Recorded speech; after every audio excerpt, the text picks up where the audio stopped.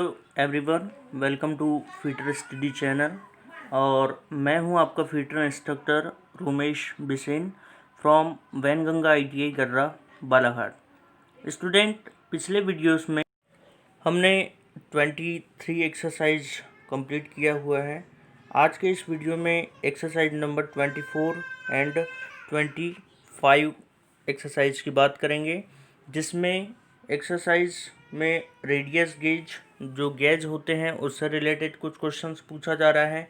जैसे कि यहाँ पर दिया हुआ है फर्स्ट क्वेश्चन, रेडियस गेज से चेक किया जाता है।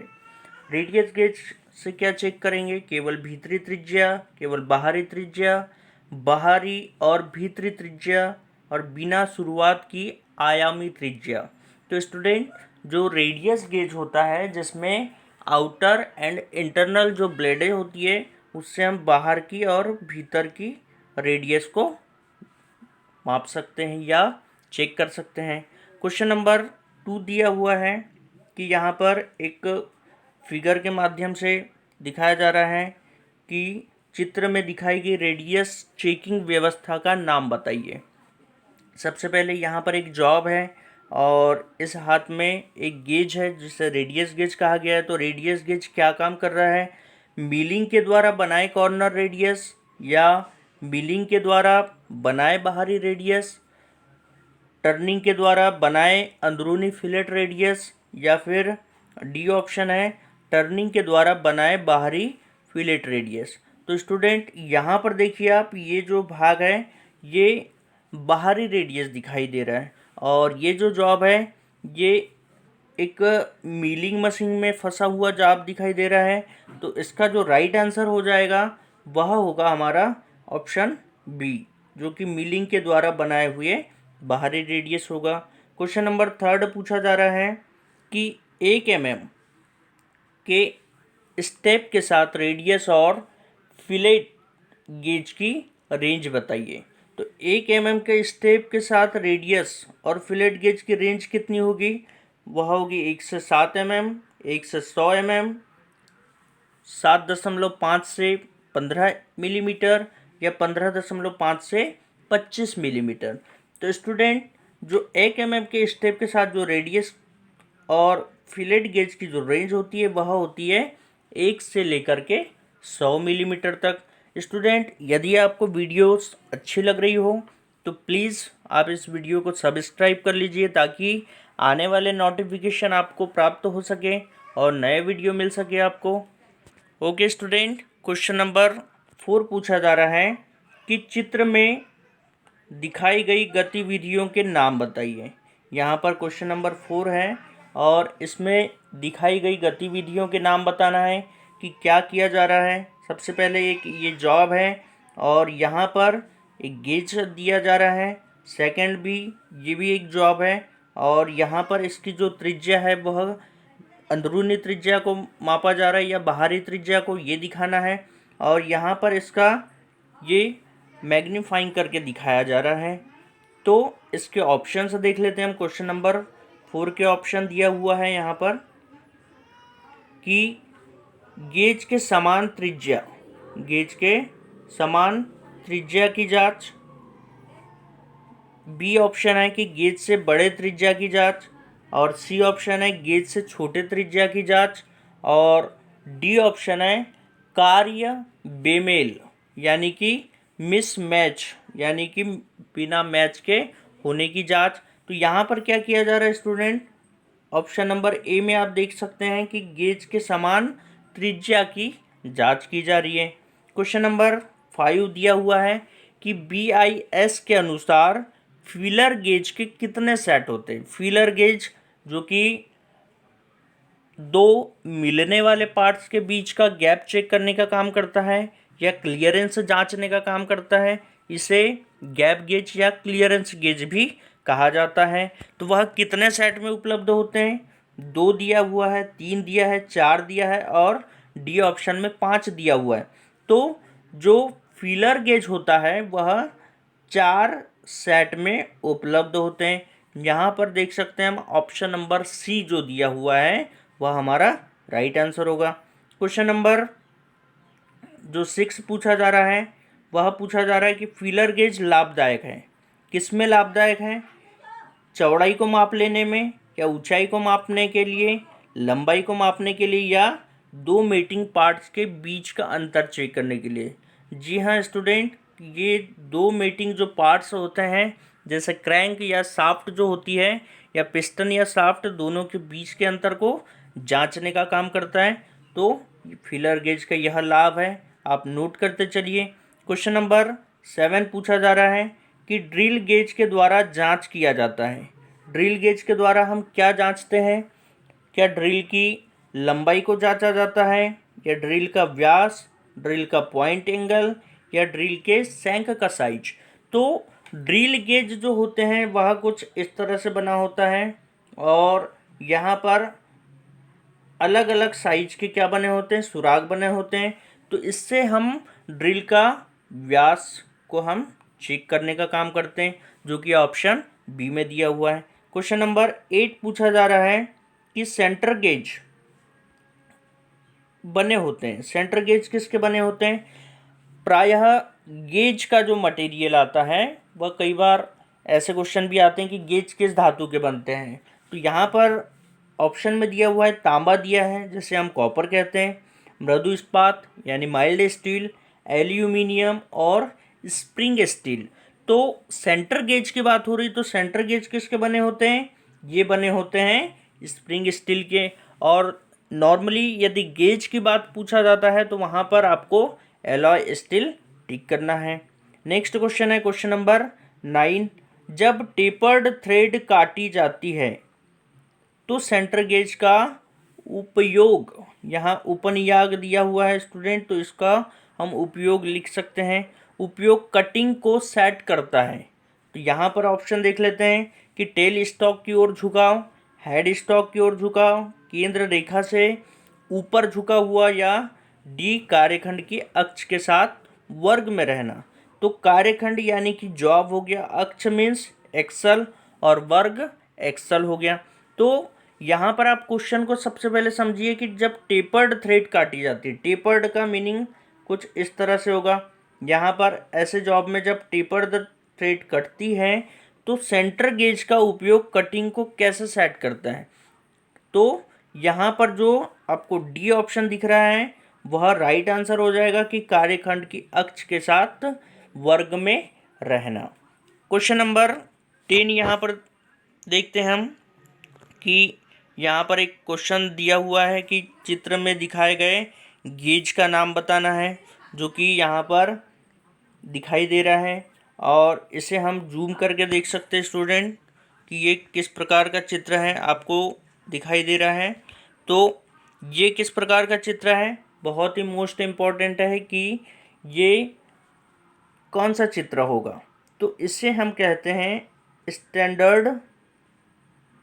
स्टैंडर्ड वायर गेज, जो कि इलेक्ट्रीशियन शॉप में अधिकांश प्रयोग किया जाता है। यहाँ पर इसके ऑप्शन दिया हुआ है, ऑप्शन में दिया हुआ है ड्रिल गेज दिया है, सेंटर गेज है, फीलर गेज है, और स्टैंडर्ड वायर गेज। तो ये जो फिगर दिया हुआ है यह कौन सा है?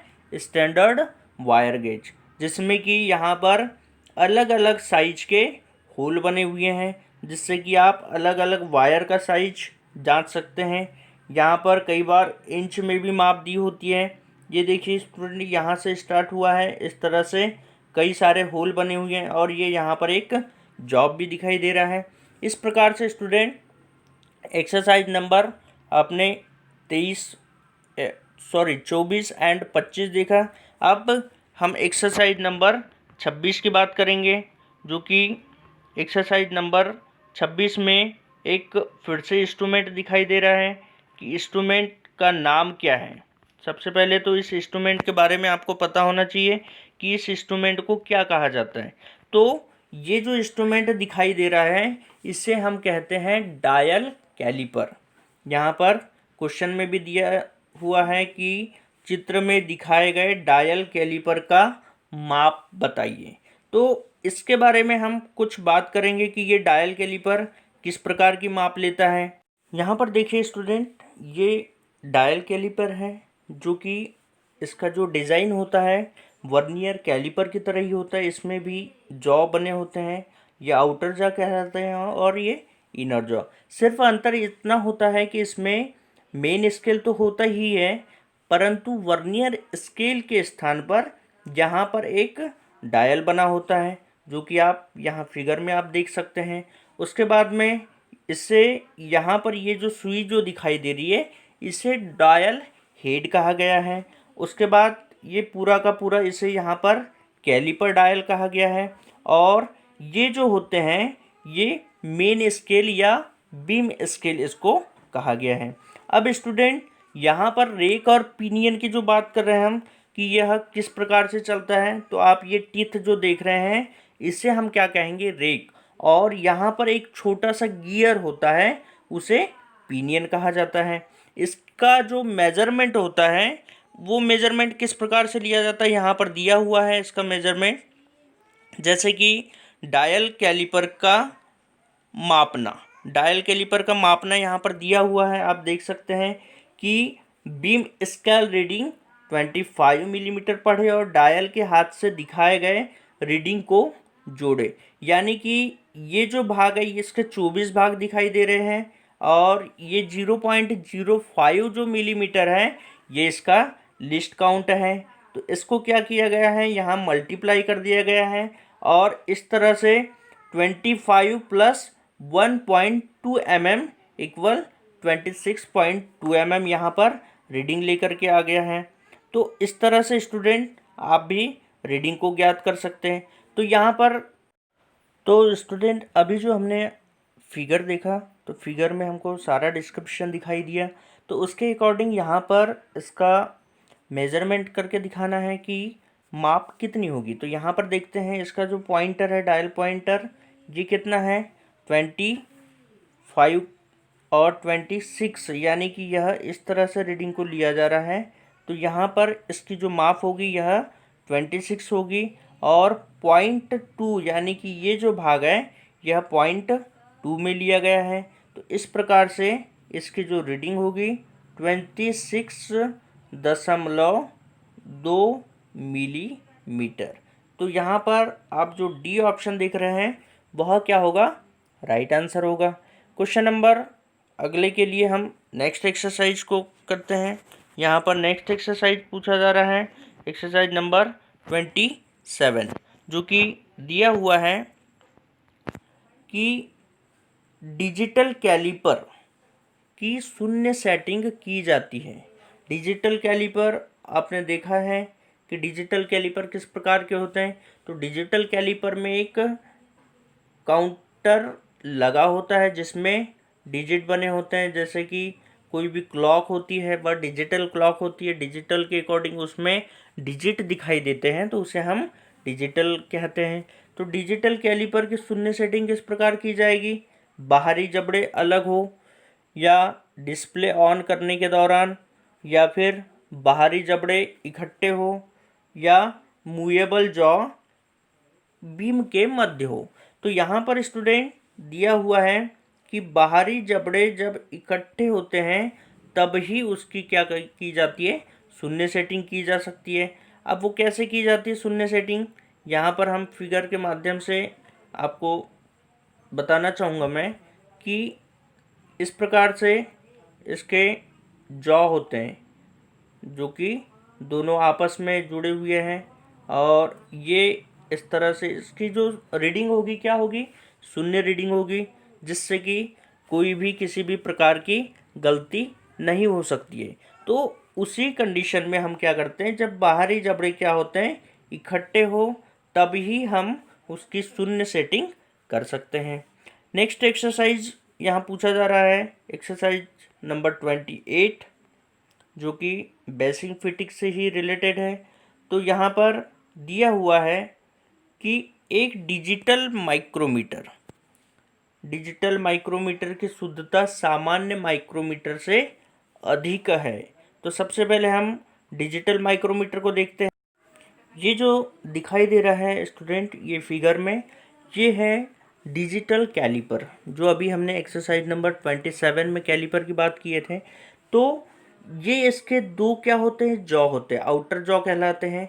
तो जब इनको आपस में जोड़ दिया जाता है या आपस में यह जब चिपके होते हैं तब ही हम इसकी क्या कर सकते हैं, शून्य सेटिंग कर सकते हैं। सारा कंस्ट्रक्शन कैसा होता है, वर्नियर कैलिपर की तरह ही होता है, परंतु इसमें इस डिजिट के कारण, इस डिजिट के लगे होने के कारण इसे डिजिटल कैलिपर कहा जाता है, जिससे कि माप को बहुत ही शुद्धता या आसानी से कोई भी व्यक्ति ले सकता है। तो इस प्रकार से स्टूडेंट आपने डिजिटल कैलिपर को आज देखा। इसके बाद हम डिजिटल कैलिपर की बात करेंगे, डिजिटल माइक्रोमीटर की बात कर रहे हैं। इस फिगर में देखिए स्टूडेंट, ये दिया हुआ है डिजिटल माइक्रोमीटर, जिसका कंस्ट्रक्शन आउटसाइड माइक्रोमीटर की तरह होता है, जो कि नॉर्मल होता है। और इसमें भी क्या अंतर होता है कि इसमें एक डिजिटल क्लॉक लगा होता है, इस प्रकार से डिजिटल सेक्शन लगा होता है। और सारा कंस्ट्रक्शन आप देख लीजिए कि इसमें भी एनविल है, ये वाला भाग जो कहलाता है स्पिंडल कहलाता है, ये भाग बैरल या स्लीव कहलाता है, और इसे हम क्या कहेंगे, थिम्बल कहेंगे। और ये जो भाग होता है यह रैचेट स्टॉप कहलाता है, जिससे कि हम प्रेशर को कंट्रोल कर सकते हैं। और ये जो भाग होता है ये इसका फ्रेम कहलाता है। यहाँ पर देख सकते हैं हम ऑन या ऑफ का इसमें एक स्विच दिया हुआ है कि इसको हम ऑफ कर सकते हैं। दूसरी चीज़, इसमें कन्वर्जन बटन भी दिया हुआ है कि mm में यदि रीडिंग लेना है तो आप mm में सेट कर सकते हैं, और इंच में यदि आपको रीडिंग लेना होता है तो आप इंच में सेट कर सकते हैं। तो आइए देखते हैं हम इसके कुछ क्वेश्चंस जो पूछा गया है असाइनमेंट में। क्वेश्चन नंबर 1 पूछा जा रहा है कि एक डिजिटल माइक्रोमीटर की शुद्धता सामान्य माइक्रोमीटर से कितनी होती है या अधिक है। तो यहाँ पर दिया है 4 गुना दिया है, 6 गुना दिया है, 8 गुना और 10 गुना। तो डिजिटल माइक्रोमीटर की जो एक्यूरेसी होती है वह कितनी होती है, यहाँ ऑप्शन डी में दिया हुआ है 10 गुना, जो कि हमारा राइट आंसर होगा। क्वेश्चन नंबर 2 की हम बात करें, जब डिजिटल माइक्रोमीटर को चालू किया जाता है तो फ्लैशिंग डिस्प्ले दिखाता है। इसका मतलब है कि फ्लैशिंग डिस्प्ले का मतलब क्या हुआ कि किसी भी प्रकार का कोई भी डिजिट नहीं दिखाता, उसे क्या कहा गया है, फ्लैशिंग कहा गया है।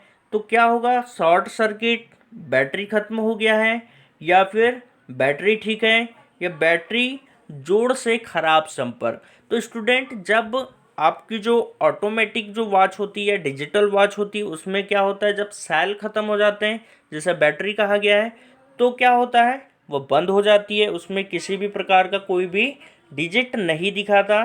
तो उसी प्रकार से जो डिजिटल माइक्रोमीटर होता है उसकी यदि बैटरी ख़त्म हो जाती है तब वहाँ पर फ्लैशिंग डिस्प्ले दिखाना शुरू हो जाता है। अब नेक्स्ट एक्सरसाइज जो कि एक्सरसाइज नंबर 29 है, इसमें कुछ क्वेश्चन से दिया हुआ है जो कि आप देख सकते हैं। यहाँ पर दिया हुआ है कि गैंग ड्रिलिंग मशीन का प्रयोग किया जाता है। तो सबसे पहले हम गैंग ड्रिलिंग मशीन का डिस्क्रिप्शन देख लेते हैं। जैसा कि क्वेश्चन में पूछा गया था, गैंग ड्रिलिंग मशीन का प्रयोग किया जाता है।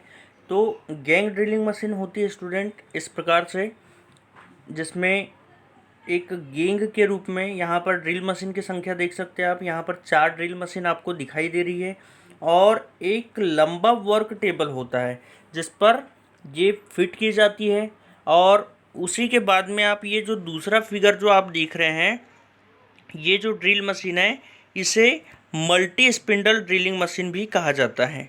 आप यहाँ पर देख सकते हैं इसके जो स्पिंडल दिखाई दे रहे हैं, ये इस प्रकार से स्पिंडल लगे हुए हैं जिसमें कई प्रकार के ऑपरेशन को किया जा सकता है, या कम समय में कई सारे होल को यदि बनाना है तो आप गैंग ड्रिलिंग मशीन या मल्टीपल स्पिंडल, जो मल्टी स्पिंडल ड्रिलिंग मशीन होती है उसका हम इस्तेमाल करते हैं। तो इससे अकॉर्डिंग हम क्वेश्चन कर लेते हैं कि क्वेश्चन के आंसर क्या दिया हुआ है। देखिए यहाँ पर ऑप्शन में दिया हुआ है कि गैंग ड्रिलिंग मशीन का प्रयोग किया जाता है। तो किस लिए किया जाता है, निष्क्रिय कार्य, दोहराया गया ड्रिलिंग कार्य, या लगातार मिलिंग कार्य, या क्रमिक ड्रिलिंग मशीन। क्रमिक का मीनिंग होता है आप एक साथ कई सारे जो ड्रिलिंग करते हैं, जो क्रम अनुसार करते हैं 1 बाय 1, तो उसे ही क्या कहा गया है, यहाँ पर क्रमिक ड्रिलिंग कार्य कहा गया है। सेकंड क्वेश्चन यहाँ पूछा जा रहा है कि कई ड्रिल के हेड एक ही ड्राइव में संचालित होते हैं, इस मशीन को कहा जाता है। तो हमने जस्ट गेज ड्रिलिंग मशीन के जस्ट साइड में हमने जो फिगर देखे थे वह क्या था, मल्टी स्पिंडल ड्रिलिंग मशीन का था। तो यहाँ पर पूछा जा रहा है कि ड्रिल के हेड एक ही ड्राइव में संचालित होते हैं। तो यहाँ पर ऑप्शन देख लेते हैं। रेडियल ड्रिलिंग मशीन पूछा जा रहा है, bench drilling machine, column drilling machine और मल्टीपल हेड ड्रिलिंग मशीन। तो यहाँ पर हमारा जो राइट आंसर हो जाएगा स्टूडेंट, वह होगा मल्टीपल हेड ड्रिलिंग मशीन, जो कि ऑप्शन डी में दिया हुआ है और यह करेक्ट आंसर होगा। एक्सरसाइज नंबर हम 30 की बात करते हैं। अब एक्सरसाइज नंबर 30 में यहाँ पर पूछा गया है कि क्वेश्चन नंबर 1 से स्टार्ट करते हैं कि गहरे सुराख की समांतरता जांच करने वाले उपकरण का नाम है। गहरे सुराख, तो सबसे पहले हम देखते हैं यहाँ पर ऑप्शन दिया हुआ है कि गहरे सुराख के लिए वर्नियर कैलिपर गहरे सुराख की समानांतरता जांच बिल्कुल भी नहीं करता है। डिजिटल कैलिपर और अंदरूनी माइक्रोमीटर दिया है और 3 लेग्ड माइक्रोमीटर दिया हुआ है। तो यहाँ पर हम जो गहरे सुराख की समानांतरता जांच करने वाला जो उपकरण होता है वह होता है इनसाइड माइक्रोमीटर, जो कि आप लोगों ने देख चुका है इनसाइड माइक्रोमीटर किस प्रकार का होता है। यदि नहीं देखा है तो इस वीडियो के माध्यम से हम उसका डिस्क्रिप्शन देख सकते हैं।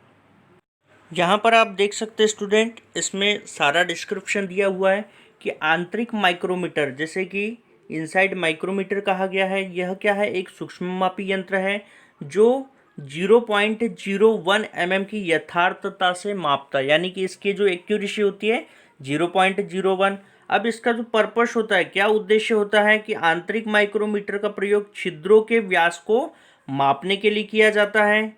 नेक्स्ट जो दिया गया है कि आंतरिक समानांतर सतहों जैसे झिर्री के बची की दूरी या झिर्री के बीच की दूरी मापने के लिए, जैसे कि यहाँ पर आप देख सकते हैं ये फिगर जो दिया हुआ है ये बिल्कुल पैरेलल स्लॉट को मापने का कार्य कर रहा है। और आपको तीसरा जो फिगर आपको दिखाई दे रहा है वह है इसके कुछ पार्ट्स जो दिए हुए हैं।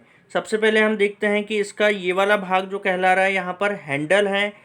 सेकेंड माइक्रोमीटर हेड, यहाँ पर जो दिया हुआ है ये लॉकिंग कॉलर स्क्रू दिया हुआ है। और ये जो भाग बना हुआ है यह स्पेसिंग कॉलर दिया हुआ है। और यहाँ पर हम अलग अलग साइज की एक्सटेंशन रॉड का इस्तेमाल करते हैं, जिसका जो रेंज होता है वह 25 से 50 में यहाँ पर रेंज दिया हुआ है। मैं आपको रेंज दिखा रहा हूँ कि सबसे पहले यहाँ पर देख सकते हैं आप कि विभिन्न साइज की प्रसार छड़ों तथा स्पेसिंग का कॉलर प्रयोग करके विभिन्न सीमाओं की माप को हम ले सकते हैं। तो कैसी माप को लेंगे हम, 25 से 50 mm और 50 से 200 मिलीमीटर, 50 से 300, 200 से 500 और 200 से 1000 मिलीमीटर तक की माप को हम ले सकते हैं। मगर इसकी स्टार्टिंग जो माप है वह कितनी है स्टूडेंट, वह है 25 मिलीमीटर से यह स्टार्ट होता है।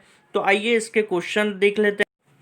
इसमें फर्स्ट क्वेश्चन हम लोगों ने कंप्लीट कर लिया था जिसका आंसर अंदरूनी माइक्रोमीटर था। सेकंड क्वेश्चन पूछा जा रहा है कि इनसाइड माइक्रोमीटर में कौन सी माप लेना संभव नहीं है। तो अभी हमने आपको दिखाया था कि इनसाइड माइक्रोमीटर की जो रेंज होती है वह 25 मिलीमीटर से लेकर कहाँ तक होती है, यह 1000 मिलीमीटर तक होती है। तो यहाँ पर हम देख लेते हैं, ऑप्शन दिया हुआ है 12.23 मिलीमीटर, 25.89 मिलीमीटर, 75.8 मिलीमीटर और 122.67 मिलीमीटर। तो 25 से यह 12.23 क्या है, यह कम है। तो इस प्रकार की रीडिंग को हम नहीं माप सकते। तो यहाँ पर हमारा जो राइट आंसर आ जाएगा वह ऑप्शन ए जो दिखाई दे रहा है वह होगा। अब एक्सरसाइज नंबर 31 एंड 32 की हम बात करते हैं, जो कि सरफेस प्लेट से कुछ रिलेटेड कुछ क्वेश्चन से दिया हुआ है। तो तो यहाँ पर हम देख लेते हैं कि सबसे फर्स्ट क्वेश्चन जो पूछा जा रहा है कि शॉप फ्लोर में सतह प्लेट का प्रयोग है। शॉप फ्लोर जो देखते हैं हम वर्कशॉप की जो प्लेन सरफेस होती है उसे शॉप फ्लोर कहा गया है। उसमें सतह प्लेट का क्या उपयोग है? वर्क रेस्ट, डेटम प्लेन, पकड़ने का साधन या कार्य सहायक। तो स्टूडेंट, शॉप फ्लोर में जो सतह प्लेट होती है यह किस प्रकार का काम करती है? यह डेटम सतह को प्रदान करती है या डेटम प्लेन का कार्य करती है, जो कि राइट आंसर होगा। क्वेश्चन नंबर सेकंड में पूछा जा रहा है कि मशीन शॉप कार्य में सरफेस प्लेट कितने ग्रेड में उपलब्ध होते हैं? तो इसके ग्रेड बताना है, 1, 2, 3 या 4। तो राइट आंसर हो जाएगा जो सरफेस प्लेट का ग्रेड होता है वह 3 ग्रेडों में पाई जाती है। क्वेश्चन नंबर 4 दिया हुआ है, यहाँ पर एक आपको एंगल प्लेट दिखाई दे रही है। सबसे पहले आप इस एंगल प्लेट के बारे में देख लीजिए कि एंगल प्लेट किस प्रकार की है। उसके बाद हम इसके ऑप्शन से देख लेते हैं। तो यहाँ पर इसके ऑप्शन दिया हुआ है कि बॉक्स एंगल प्लेट है, स्लॉटेड एंगल प्लेट है या प्लेन सॉलिड एंगल प्लेट है या स्वीवेल टाइप एंगल प्लेट है। तो स्टूडेंट, इस प्रकार की जो एंगल प्लेट होती है वह होती है स्वीवेल टाइप, ताकि इसे हम किसी भी डिग्री में सेट कर सकते हैं। क्वेश्चन नंबर 4 पूछा जा रहा है कि angle plate size number 8 LBH माप का विनिर्देश, यानी कि यहाँ पर L जो दिया है लेंथ है, B जो है उसका चौड़ाई से है और H जो है इसकी ऊंचाई से पूछा जा रहा है। तो यहाँ पर इसका जो ऑप्शन दिया है 600, 400 और 450। सेकंड है 700, 420 मल्टीप्लाई 700 और सी ऑप्शन दिया हुआ है 600 गुणा 600 गुणा 1000 और डी ऑप्शन पूछा जा रहा है 1500, 900 और 1500। तो यहाँ पर 8 टाइप का पूछा जा रहा है। ये जो 8 क्रमांक है उसके अनुसार इसकी लंबाई, चौड़ाई और ऊंचाई कितनी हो जाएगी स्टूडेंट? 600 by 600 bye 1000 millimetre. ये सारी माप जो है ये किस में है? मिलीमीटर में है। तो हमारा जो राइट आंसर है यहाँ पर जो ऑप्शन सी दिखाई दे रहा है वह राइट आंसर होगा। क्वेश्चन नंबर 5 यहाँ पूछा जा रहा है कि एक समांतर ब्लॉक का पूर्वार्ध है। समांतर ब्लॉक का पूर्वार्ध है पूछा जा रहा है, तो क्या काम करता है? समांतर जो ब्लॉक होता है, पैरेलल ब्लॉक जिसे हम कहते हैं, तो पैरेलल ब्लॉक का काम होता है समतलता के साथ बनाना, पूर्ण वर्ग के साथ बनाना, या सी है लंबाई के साथ समानांतर में बनना, या फिर यह एक ऐसे जोड़े में बनाया जाए जो सभी तरह तथा माप समान हो। तो जी हाँ स्टूडेंट, ये वाला जो आंसर है ये करेक्ट आंसर होगा कि यह एक जैसा जोड़े में बना होता है, यानी कि इसकी लंबाई चौड़ाई बिल्कुल समान होती है। क्वेश्चन नंबर 6 यहाँ पूछा जा रहा है कि वी ब्लॉक का नाम, यहाँ पर जो क्वेश्चन दे रहा है इस वी ब्लॉक का हमें नाम बताना है कि कौन सा वी ब्लॉक है। तो सबसे पहले हम देख लेते हैं कि वी ब्लॉक की पहचान कैसे होती है। तो ये वाला जो भाग होता है स्टूडेंट, ये कहलाता है लेवल। इसे हम क्या कहेंगे? लेवल कहेंगे, जो कि इस प्रकार से हम लिख रहे हैं। और ये जो दो जो दिखाई दे रहे हैं इनको हम ग्रूव कहते हैं। क्या कहेंगे? ग्रूव कहेंगे। तो यहाँ पर आपको क्या दिखाई दे रहा है? सिंगल लेवल, यानी कि इस प्रकार का लेवल क्या है? ये सिंगल है। और ग्रूव जो दिखाई दे रहे हैं ये 2, यानी कि डबल ग्रूव है। ऐसा नहीं कहना है कि आपको यहाँ पर एक ग्रूव और ये दूसरा और ये तीसरा चौथा, इस प्रकार से नहीं लिया जाता। ये जो ग्रूव होते हैं इन्हें 2 की ही संख्या ली जाती है। तो इस प्रकार से इसका जो नाम हो जाएगा वह होगा सिंगल लेवल डबल ग्रूव, या सिंगल लेवल डबल ग्रूव बोला जाएगा। दोहरा ग्रूव या दोहरा खांचा वाला वी ब्लॉक है। तो यहाँ पर हम देख लेते हैं, ऐसा ऑप्शन बी में ही मिल जा रहा है कि single level double groove V block है। तो इस प्रकार से स्टूडेंट आपको ये याद रखना है और ऐसा बनाते आना चाहिए। क्वेश्चन नंबर 7 पूछा जा रहा है कि कौन सी एंगल प्लेट जॉब को सहारा देने तथा बांधने में सहायक होती है। ऐसी कौन सी एंगल प्लेट है जिसका प्रयोग क्या किया जाता है, बांधने के लिए भी किया जाता है। तो slotted angle plate, solid, required, slotted या एडजस्टेबल। तो स्लॉटेड जो एंगल प्लेट होती है उसकी सहायता से हम नट बोल्ट की सहायता से किसी भी जॉब को हम क्या कर सकते हैं, क्लैंप कर सकते हैं। क्वेश्चन नंबर यहाँ पर 8 पूछा जा रहा है कि जॉब को सहारा देने तथा मार्किंग के लिए लंबवत तथा कोणीय तल प्रदान करने वाला उपकरण कौन सा होगा। तो यहाँ पर वी ब्लॉक दिया है, कोण प्लेट दिया है, चुंबकीय वी ब्लॉक है और समायोजित कोण प्लेट यानी कि एडजस्टेबल कोण प्लेट। तो राइट आंसर हो जाएगा स्टूडेंट हमारा एंगल प्लेट। जैसे यहाँ पर कोण प्लेट दिया हुआ है जो कि जॉब को सहारा भी देता है मार्किंग के लिए और लंबवत तथा कोणीय तल प्रदान करता है। क्वेश्चन नंबर 9 पूछा जा रहा है यहाँ पर कि साधारण वर्कशॉप में प्रयोग की जाने वाली सरफेस प्लेट बनती है। साधारण ये किससे बनती, कास्ट आयरन और यहाँ पर संगमरमर दिया है, ग्रेनाइट दिया है, मृदु इस्पात और तांबा मिश्र। तो यहाँ पर फर्स्ट ही क्वेश्चन में आपको एक आंसर तो मिल ही रहा है कि वर्कशॉप में जो सरफेस प्लेट बनती है वह कास्ट आयरन की बनती है और किस धातु की बनती है, तो वह बनती है ग्रेनाइट की, जो कि ऑप्शन बी में दिया हुआ है। क्वेश्चन नंबर 10 पूछा जा रहा है कि सरफेस प्लेट संदर्भ सतह होती है। संदर्भ सतह होती है क्योंकि इसकी समतलता में त्रुटि की संभावना कम होती है और समतलता का माप संदर्भ के में लिया जाता है, संदर्भ में लिया जाता है यानी कि रिफरेंस में लिया जाता है। तो क्या होगा, औसत यथार्थ तल, अन्य यथार्थ समतल सतह, सरफेस प्लेट के चारों किनारों के बिंदु या सरफेस प्लेट के दो विकर्णों के किनारे बिंदु। तो यहाँ पर स्टूडेंट ये जो औसत होता है, एवरेज जो सरफेस जो मिलती है वह क्या होता है, हमारा राइट आंसर हो जाएगा, जो कि क्वेश्चन नंबर 10 का ए ऑप्शन करेक्ट होगा। तो इस प्रकार से स्टूडेंट आज के इस वीडियो में हमने बेसिक फिटिंग के जितने भी क्वेश्चंस थे वह सारे कंप्लीट किए। अब नेक्स्ट चैप्टर में हम फोर्जिंग से रिलेटेड क्वेश्चन को सॉल्व करेंगे, जिसके लिए आप इस चैनल को सब्सक्राइब कर लीजिए और ज़्यादा से ज़्यादा लाइक एंड शेयर करें। Okay student, all the best.